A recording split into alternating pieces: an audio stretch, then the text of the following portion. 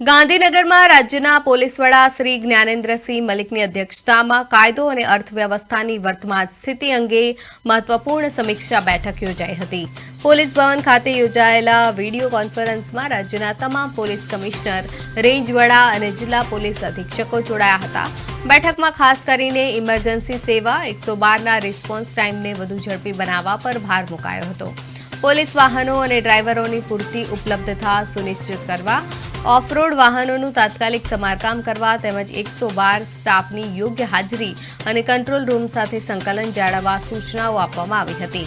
આપાતકાલીન સમયે નાગરિકોને ઝડપી અને સમયસર પોલીસ સહાય મળે તે માટે રિસ્પોન્સ ટાઈમનું સતત મોનિટરિંગ કરી જરૂરી સુધારાત્મક પગલાં લેવા રાજ્ય પોલીસ વડાએ અધિકારીઓને માર્ગદર્શન આપ્યું હતું.